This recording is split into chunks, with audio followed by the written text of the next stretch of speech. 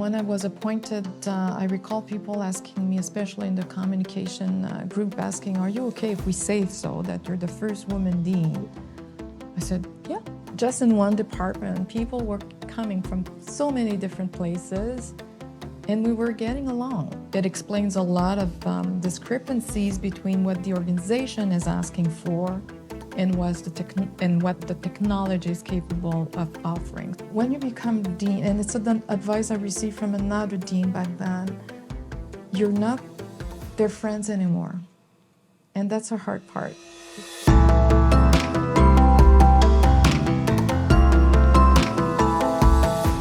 Welcome to Business Minds. Yes. Today we are delighted to welcome Anne-Marie Croteau, Dean of John Molson Business School, the business school related to Concordia University here in Montreal. Yes. Anne-Marie, thank you very much for being with us today. My pleasure. So first of all, I would like you to introduce yourself with your current role and to explain to us what it consists in. Just a few words. Well, as you said, I'm the Dean of the John Molson School of Business.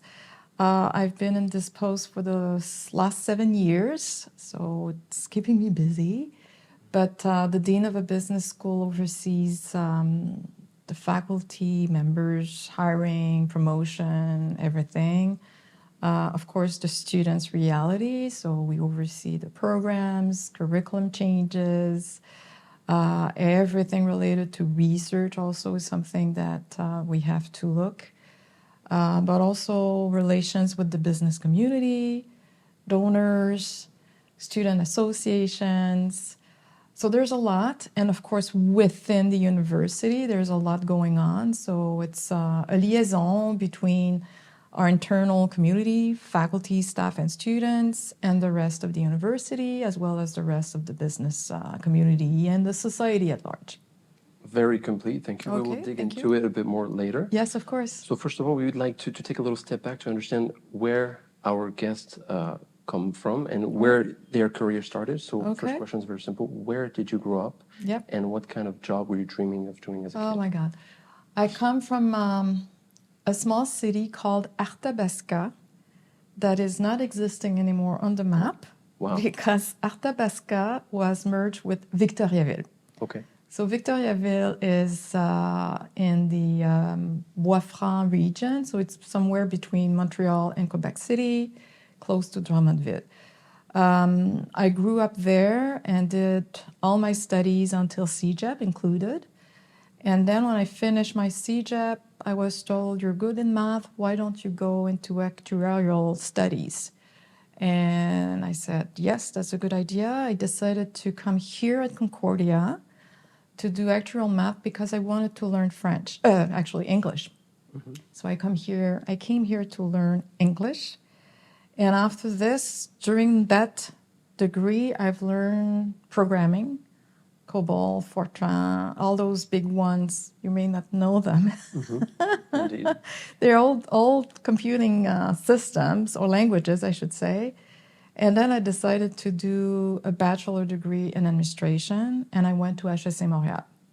So I did my bachelor there, and during that time, I met with some faculty members who were looking for research assistants. And because I had programming background, they hired me.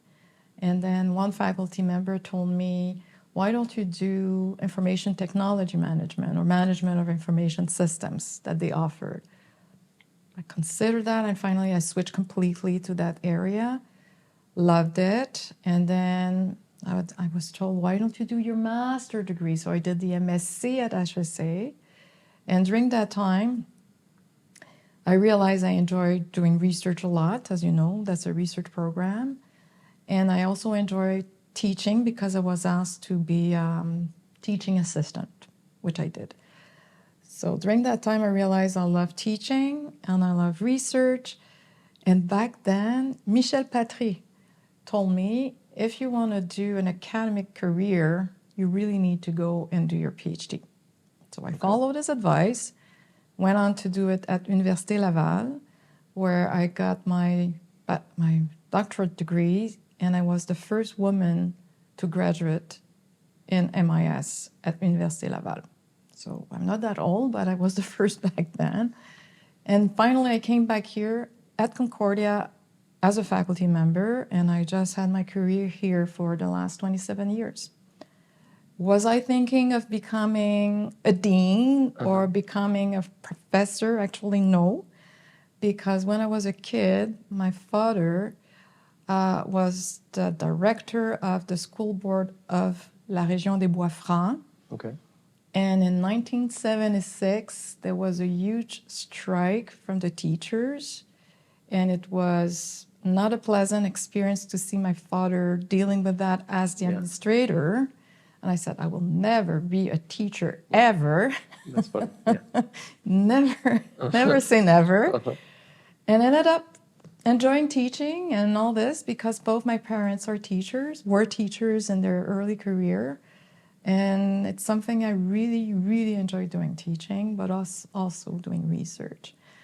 What a dean does, I had no clue when I started university, is just by observing my faculty members, my teachers, my supervisors, then you realize, oh, there's some people who are making decisions, who are guiding the school, the orientation of what should be taught, and so on. So I paid attention to that.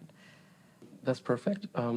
You mentioned you were good at math when you were younger, and that both of your parents were teachers. Right. What were the personality traits that you exhibited in your younger years that showed that you would pursue a career which is rare in both teaching and IT? I have no idea. Do you remember how you were described by your family, your surroundings when you were young? No. I think I'm very perseverant. So that's one thing.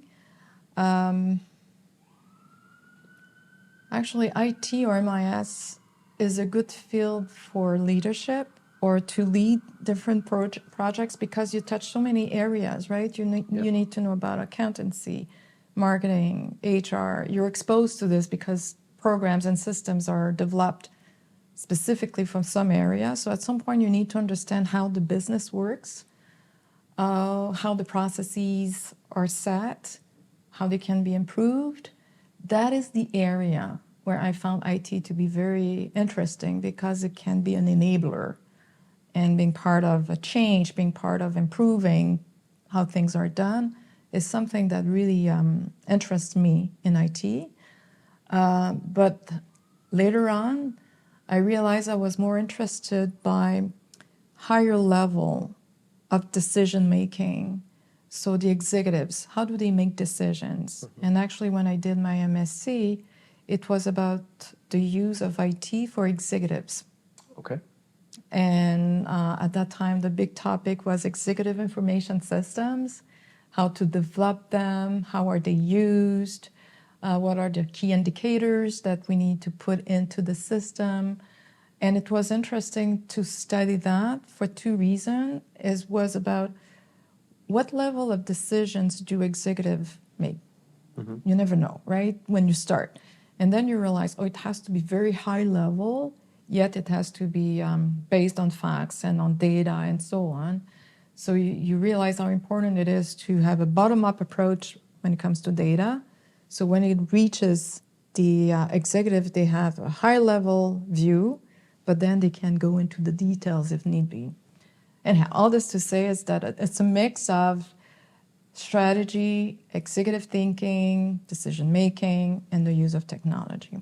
Okay, so back to your younger years, what you're saying is that you already had this leadership fiber within yourself.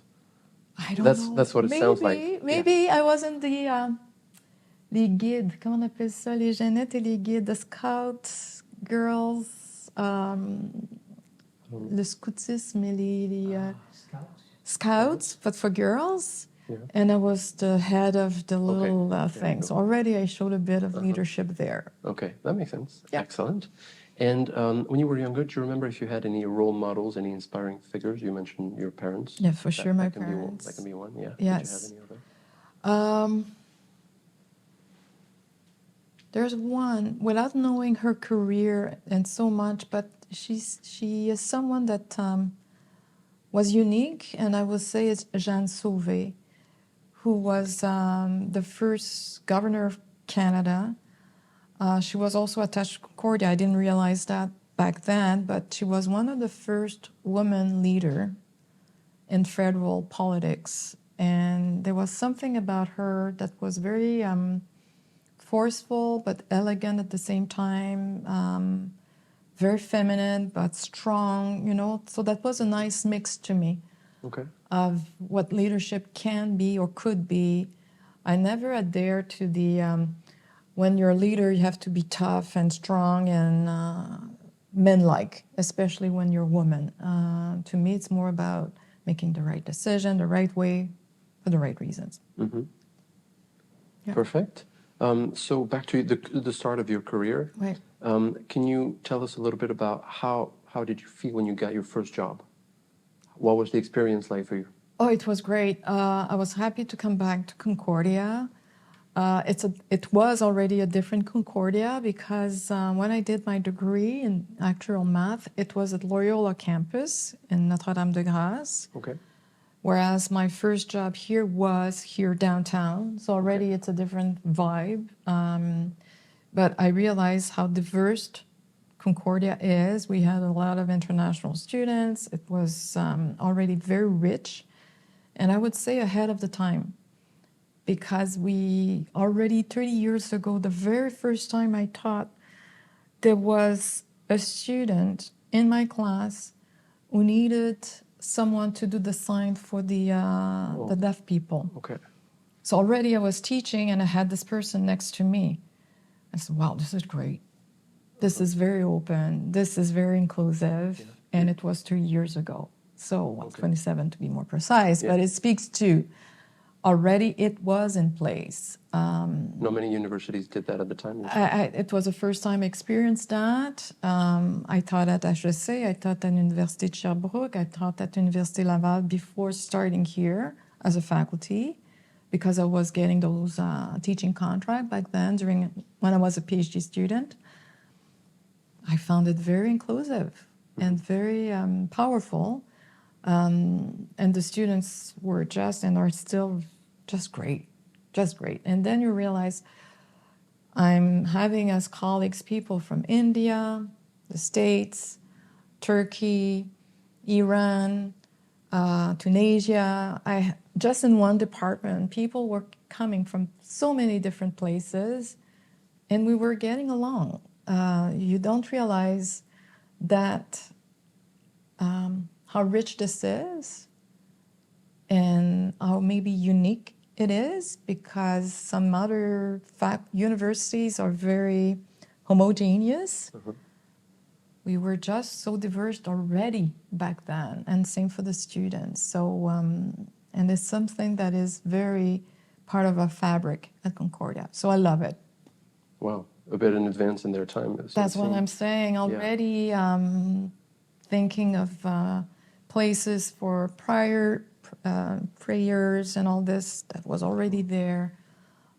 Students with different abilities to study.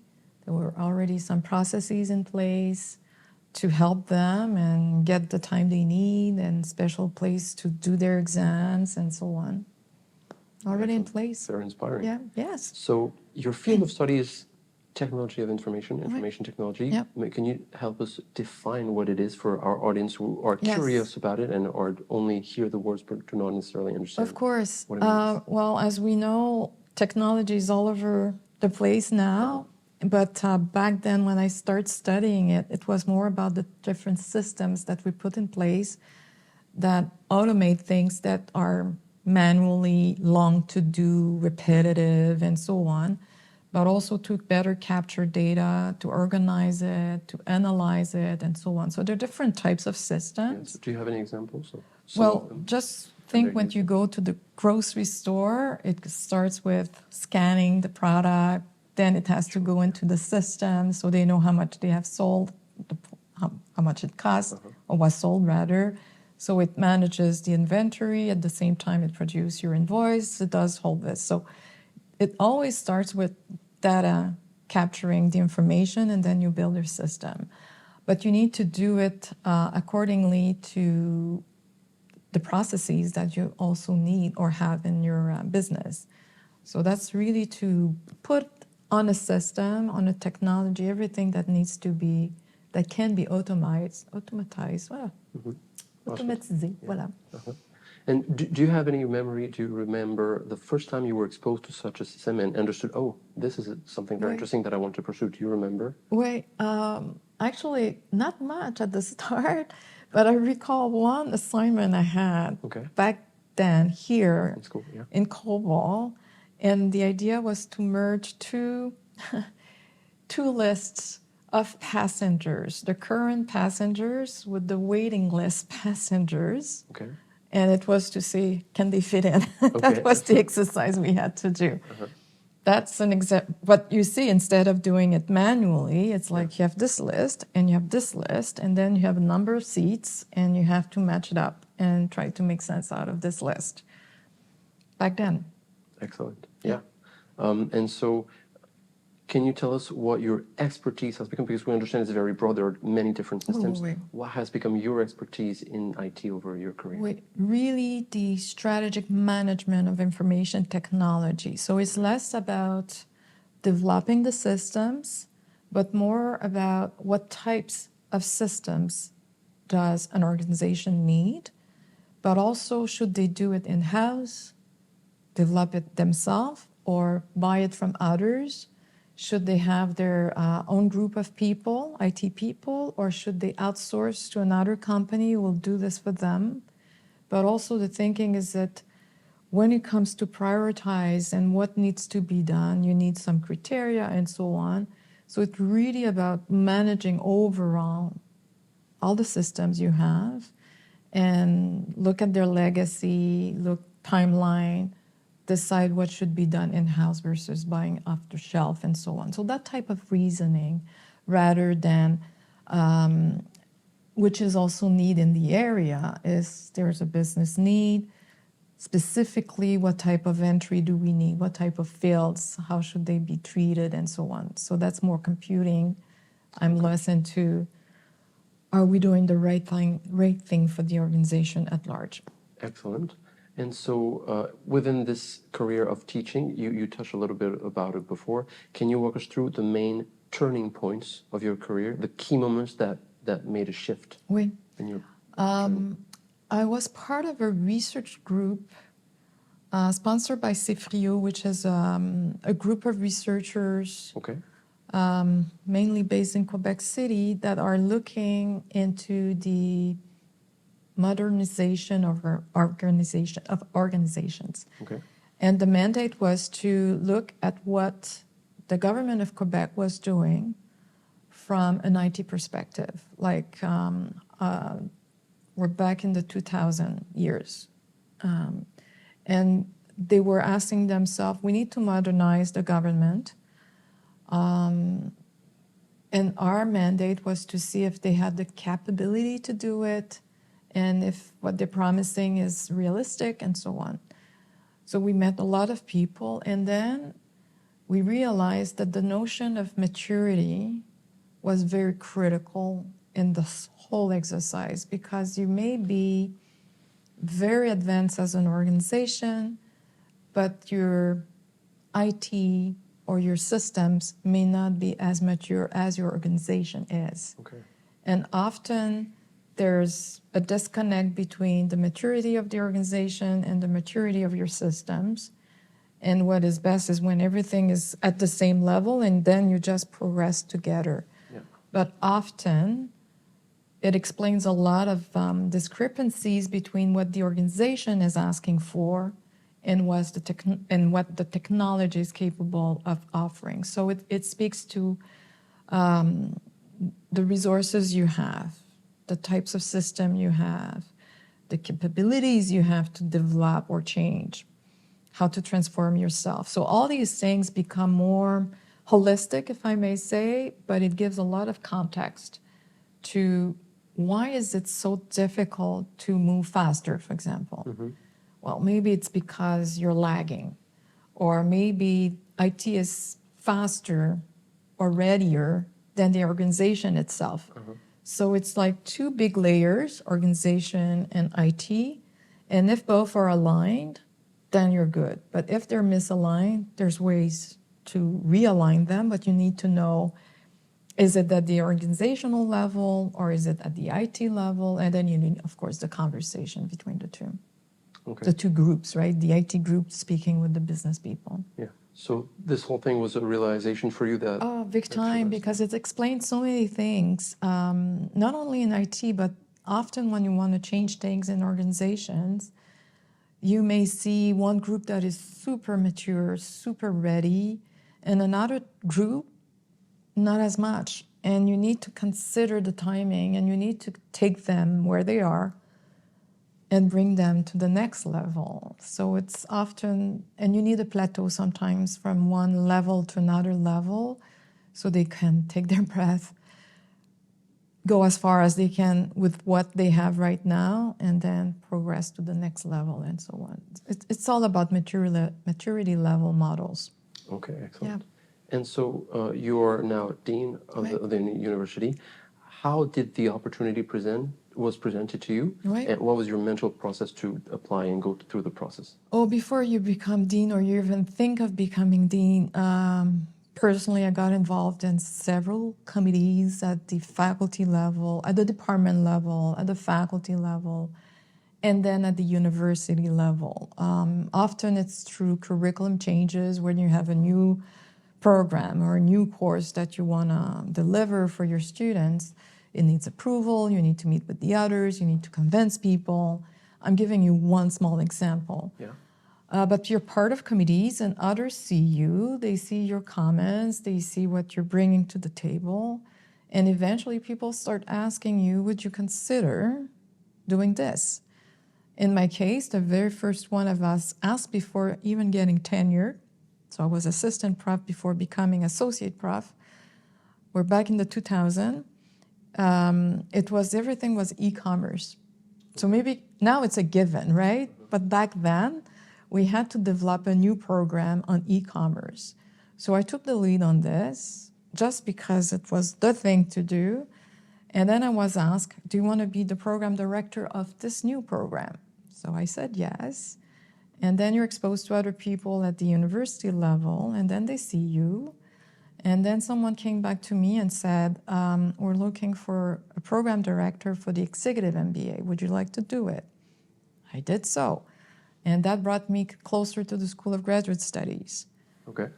After my mandate, the dean back then of the School of Graduate Studies asked me, would you consider be my associate dean at the School of Graduate Studies? And I would say this is where my journey getting closer to the deanship really started.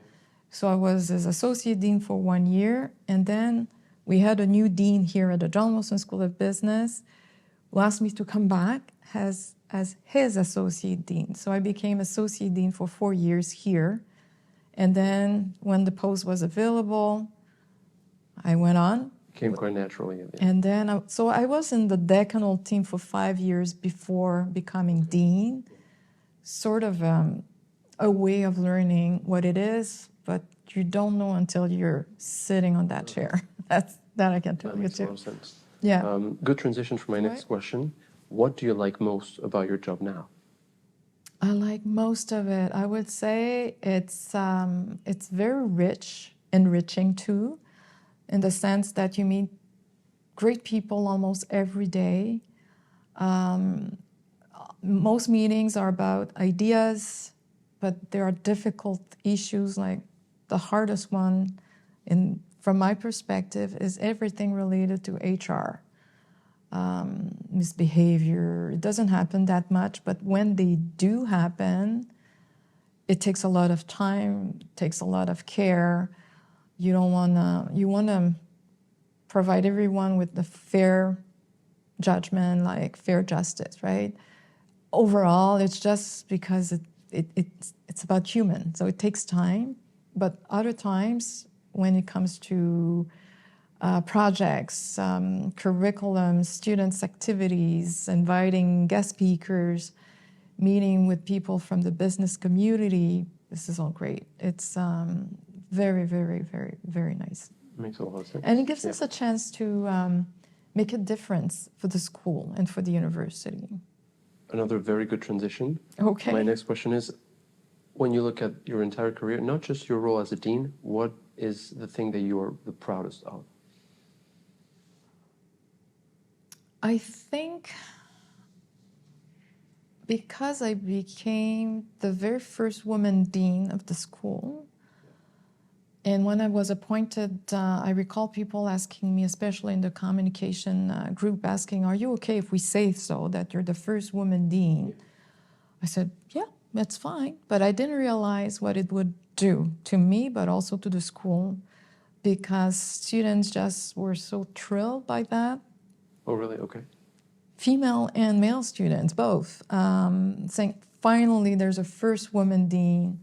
And when I applied, there was only 8% of women dean in Canada, business school deans. So already it was unusual. We moved up, there's more, but we're between 15 to 20%, so we're far from being at parity. But this gave a sense, a new sense, I would say, of what is it that we need to do for women? Never against men. I'm very clear on this. And I have an advisory board, and one of the members, a woman, asked me back then, she said, "How's the difference between men and women? Are you at parity? Like, is it 50%? I said, "Yes, it's 50% men, women in our enrollment."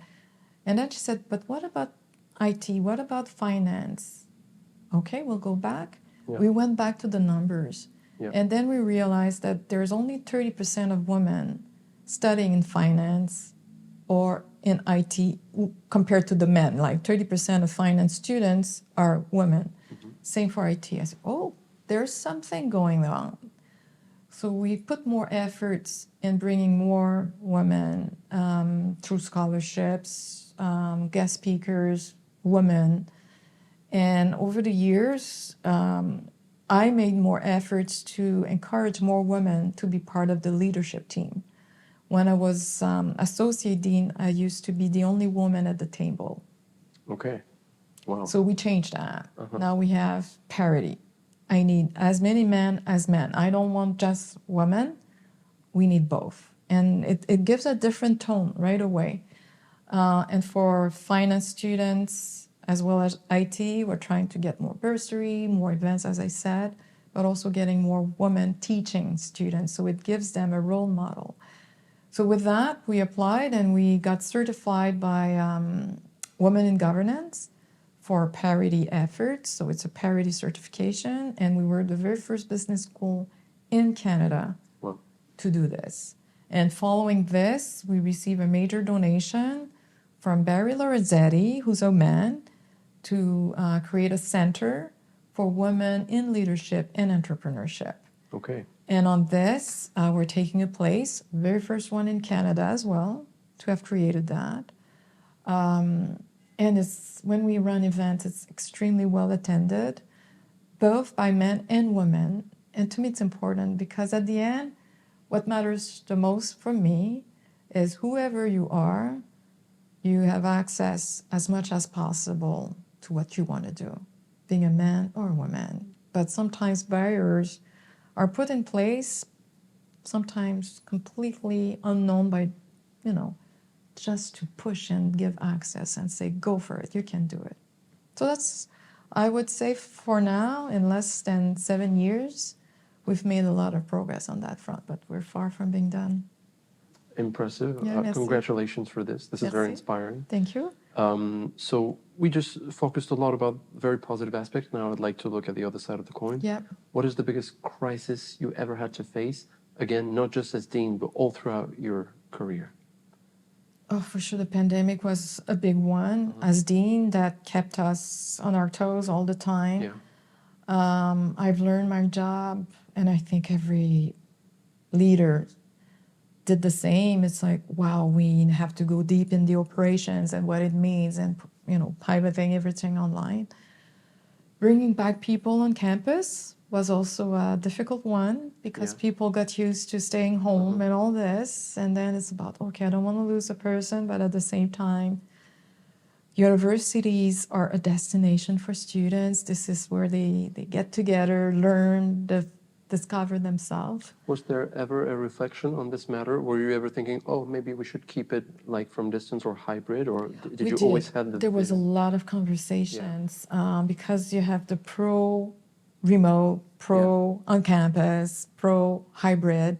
So we did it by transition phases.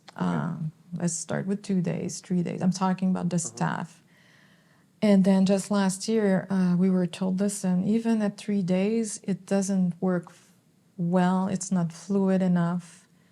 Those on campus end up doing the job of those who are working remotely. And then I don't do my own job. So it was sort of an ask. And we're still in monitoring. It's far from being finished. But I would say, as you can see, it's very human. It's about the people's reality. Yeah, teaching, that makes a lot of sense. Also, and also for staff saying, well, why would I need to come if I'm doing everything on Zoom? Yeah. No, we're trying to bring it back. So I would say maybe it's too fresh. And because I don't feel I had major barriers over my career and so on, or actually I was very lucky. Very interesting. Thank you for this. All throughout all these experiences that you had, what would you say are the most important skills that you have acquired in your career and maybe in your personal life as well? I believe it's important to listen to people. Very meaningful, like sincere listening. Not to be too quick on pronouncing yourself. Sometimes they need to know as soon as possible. I understand that. But sometimes you need to reflect on things so you make a solid decision. When I'm saying, when thinking about it, often they will hear me saying, I need to sleep on this, which is true. And then the next day, most of the time, I have a clearer idea of what we need to do. Of course, there's easy decisions, but the ones that need more reflection. So listening to people, showing compassion when it's needed, being authentic. What you see right now is who I am. I'm very authentic, approachable. I haven't changed that. I don't think people who saw me as a young faculty member starting her career here and now being the dean said, oh, she's completely different and all this. I think they will recognize me as I was before and still today. Very good. And were there any, we talked about inspiration figures. You mentioned Michel Patry, who was the dean at HEC Montreal. Were there any people that you met throughout your career that inspired you and taught you some certain skills that stuck to your mind? I would say I've learned a lot from the other Canadian business school deans. Dean DeWald from Calgary was very influential on me because of his calm, wisdom, very well experienced. And I'm someone who doesn't hesitate to go and ask people, what do you think of that? What would you do in such situation? Or have you experienced that? I also enjoy going back to our previous deans, like Michel Patry, just not so long ago. We had lunch just to catch up, and I always enjoy him telling me what he learned, what he's gone through, and he's not someone who will tell you, you need to do this or that, but he has a way of saying, this is what I experienced, that type of thing. So good mentorship. I have several mentors. I would say not being afraid of reaching out and asking people, what do you think of this situation? And you make your mind out of all those advices that you receive. Okay. And did you ever realize, even recently, that you became a mentor yourself to some other people? I think I've reached that point. To some, yes. It's, but still, maybe because when you're a teacher, you're always learning, right? You're always in a learning mode. But that, Excellent. And so we talked a bit about the fact that you were the first woman appointed dean. Right. So that's a big accomplishment. Do you believe people have looked at you differently since you were appointed dean? If they haven't told me. So we're back to what I was saying. I don't think I've changed that much. Okay. But there's one thing I was paying attention when I started. When you become dean, and it's an advice I received from another dean back then, you're not they're friends anymore.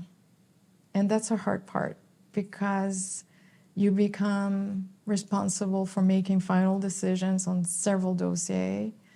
You can remain friendly, but the friendship is different. There's maybe that one. And the comparison that was given to me is when a judge becomes a judge, when a lawyer becomes a judge, Yeah. they have to refrain from being friends with their former colleagues because of their role. Maybe it's extreme, but at the same time, there's a healthy distance that you need to put in place so you're not locked in a situation where you cannot make decisions. So often if I see a potential conflict of interest, we have a system here when you say, as dean, I'm too close to this person, I need to remove myself from this process, and so on, and someone else will take care of it, another dean will take care of it. So it's ethical at the same time, I would say, but that healthy distance is something I think that is important. Very I interesting. insist on healthy Yeah. distance because I don't want to be coming across like cold, not reachable, course. and so on. Yeah, I can stay respectful. Right. Very interesting. Thank you Right. for this. Now, maybe back on your vision about your field and everything. You have entered the world of IT very early when Right. technology was Right. already in the start of it. Right. Nowadays, what do you think is the future of IT? Even more so. AI is taking so much space and place, but it has to be well chosen. It may not go as fast as we think, though, Okay. because organizations need clean data. Okay. Yeah. And clean data is a journey in itself because you may have several legacy systems that don't talk to each other. Yeah. And they talk about the same data, but they use it differently. Mm-hmm. Just to clean this before you can actually play with it will take time. However, those who have already that clean data, access to that, will go faster. So I see this as a potential distinctive feature of being more competitive if you use it for the right reason, the right way. I mean, AI, if you use information, that type of system or advanced system. Okay, that brings me to another question. Are you ever involved in discussion about the ethics of AI and technology? Right now, no. Yes and no. Not as a researcher, but I'm serving on a couple of boards. Yeah. And of course, and here, of course, at the university.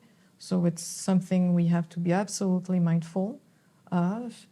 And I'd like to add the twist of gender diversity in all those reflections so it doesn't become dominated with one and only one thinking. Mm-hmm. Excellent. Yeah. Very insightful again. Now back to the environment of the business school. Right. Some people argue that most business rules cannot be really taught in school, but only on the field. As a teacher in a business school, what is your opinion about this? Oh, what I'd love to say to incoming students is we like to put the best teachers in the classroom, but especially at the MBA level or executive MBA level, we also consider the participants to be also teachers. Okay. Because they bring the reality Okay. to the classroom, right? So our saying is you learn from the best. Sometimes that will be because the faculty member has that expertise, so be it. But some other times you may have a marketing expert, a VP in retail, name it, who may say, yes, that model, that framework works until you reach that point, or it will work only if you do this before. So you know, it's like I'm talking about the students, they give more reality and context to what research is saying.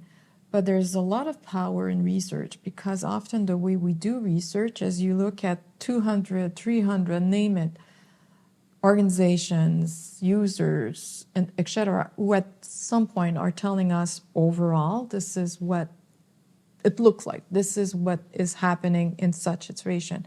So why not learning from all those organizations in one research outcome and then build on it and make it yours. So that's a mix of learning from what research is bringing and adjusting the reality to the entire problem you're looking at. Excellent. And so even beyond these situations, what is your relationship, the school's relationship with companies out there? A lot. Oh, we have a lot. I think not only for our school, but we have, the co-op system where our students will go and do a stage for 1 semester up to 3 semesters. So they learn already. And I thought co-op students, you can see that they have experienced something real during their stage, and they bring this back to the classroom. So this is fantastic. We like to invite guest speakers who come and talk of their reality to our students, either as a leader, as a CEO, as someone who has implemented a new system, name it. Then the students can identify with what would that look like in real life.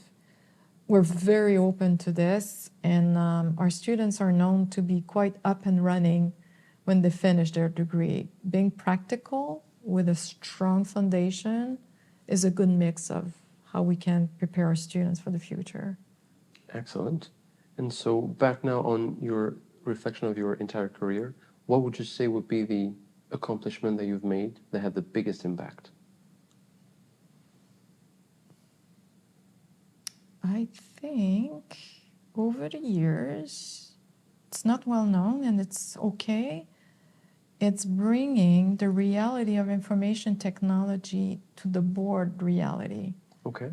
What I mean by that is often on boards, they will talk about the financials, they will talk about several things, but addressing the reality of the organization's use of IT, management, funding, and so on, is often not so well addressed.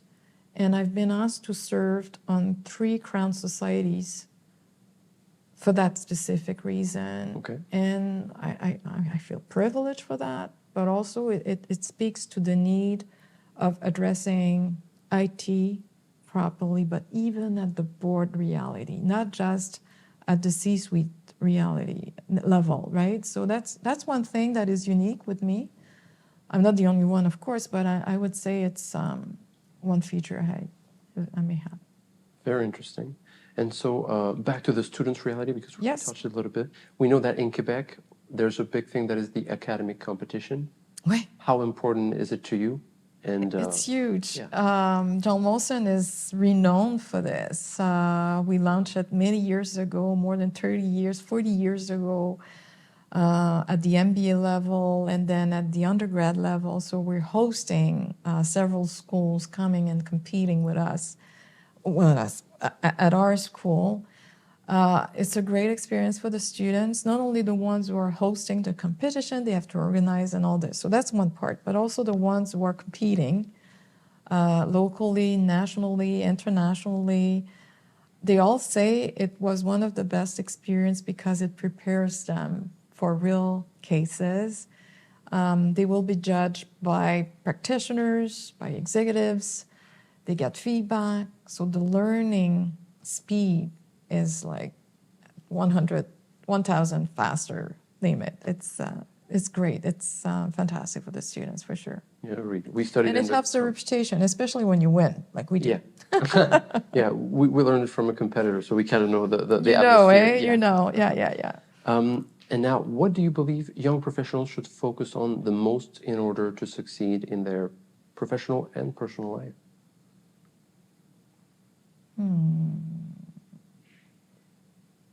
Keep experiencing as much as possible. Any activities that come to you, that is offered to you, embrace it so you'll learn about yourself. And then by learning about yourself, you gain more confidence, right? Then you can say, I've tried that, not for me. I've tried that, I can only get better at it, you know? So, but if you just stay in your comfort zone, it's fine. But is it the best way of discovering yourself? No. So I would say, and raise your hand sometime just to speak up, but also to say, I want to try that. So volunteer for things, give it a try, especially when you're young. It's time to do it, to try new things with respect of your own capacity and limits and so on. But, comfort zone doesn't always give you the maximum options, right? So, Inspiring. And so this is, again, a good transition from my next question. What is the best piece of advice you have ever received? And would you give the same piece of advice to your 20-year-old young self? you remember I said sometimes I need to think and reflect on things, but over-reflecting or overthinking is not the right way to act. So there's a limit to taking, the advice I received was sometimes difficult issues need to be addressed faster than you think they need to be addressed. I won't name that person, but someone told me, I knew the issue, I knew how to resolve it, but I took too long, despite the fact that I knew, but I was careful in all this. So that's one advice that's staying with me, because sometimes I'm wondering, are we taking too long just to move on? So maybe I'm not that clear, but it is. It's about timing. Yeah.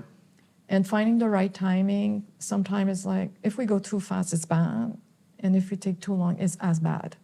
So it's finding the right timing. Yeah. Very interesting. Thank you for this. Right. Now we'll get to the last few questions of this interview. First of all, what do you have left to accomplish? What do you have left to accomplish? Yeah. From a business school perspective, we're aiming at becoming a Triple Crown business school. So we already have AACSB, and we're aiming at getting 2 other accreditation from EFMD and AMBA. And when business schools have the 3 of them, then you become a Triple Crown business school. There's only 104 business schools in the world right now. 2 in Canada, HEC and Telfer. Will be the first English-speaking school to get it. And it's very prestigious when you think there's 16,000 business schools in the world. So definitely. Reaching this, and we're working on this very much, but it gives us good guidance on what needs to be worked on. More internationalization of our programs, curriculum, activities, connection with the business community, having a societal impact. So they provide us with good orientations of what makes a great business school. So that's, as a dean, it's something I'm really attached to. Okay. How about on a personal level? Is it the same? Staying healthy. Good one. Yep. People don't think of it, but being a dean is a very physical job. Oh, is it? It is, because you start very early, you finish very late. And every single person that you meet expects you to be as fresh and as available to them as if you would start your day with them, whenever it is in the day. So some people are waiting for weeks before they can meet with you, and they come, and that's their chance, and that's a big project for them. So you have to be fully available, fully concentrated on what they ask or what they talk about, and be able to react to it properly.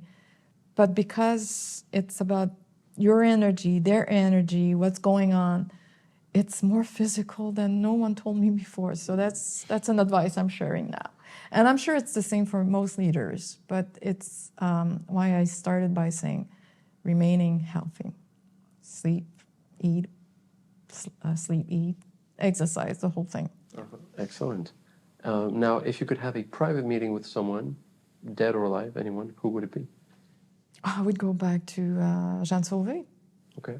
Just to know how it was for her when because she passed away, to be first female on many things, and just having, or Marie Curie, that would be another one, How was it to be a scientist when you were the only woman? That type of meeting, I would love that. Very interesting. Now, a few personal favorites. First of all, what book inspired you the most? Hardballs for Women. Never heard that. Interesting. I read this book 30 years ago, when I started here.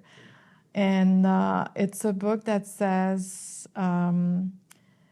especially 30 years ago, girls were raised in a way where you play Barbie or dolls and whatsoever, whereas boys were doing more sport, team sports. But when you reach the business world, the adult life, because it's male-dominated, it's really managed as a team, as a sport team. Okay. And women need to learn how to do this, not to change themselves, but realize that there's a boss, like there's a coach, and when the coach is telling you, you need to go there, you need to do it, that type of thing. Women, because they were playing dolls and changing rules all the time, they tend to just forget about who's the real boss and so on. It's written by a PhD, and her research was really, solid interviews, why women succeed, why they don't succeed, and so on. So it's a book that I recommend, actually. Still now. Interesting. Yeah, we might take a look at that. Yeah. What's your favorite technology, since this is your field? Oh, it's not IT at all, but it's my Fitbit. I love my Fitbit. Very good one. Yes, I love it. Back to staying healthy. Yes, exactly. No, seriously, yeah. Very good. And final one, what's your favorite quote? Quote, "Science sans conscience n'est que ruine de l'âme." Excellent. I'm trying to translate it. Science without conscience is the ruin of the soul. And actually, it speaks to our reality as researchers. You need to remain ethical all the time and do research properly as per the best practices, but also state-of-the-art, name it. If not, whatever you discover has no value. Excellent. This brings us to my last question. Yep. What can we wish you for the future? Health, health, and peace. Excellent. Well, this is a beautiful way to end the interview. Anne-Marie, thank you so very much for being with us today. It's been a pleasure. Yes. This was Anne-Marie Croteau on Business Minds. Thank you very much. Merci beaucoup. It's been a pleasure. Whipped cream, chocolate biscuits, and you just do layers. And then you let it rest, and then the whipped cream get into the biscuits. So it becomes tender, chocolatey, and c'est très bon. Sounds like heaven for young kids. C'est pas facile à faire.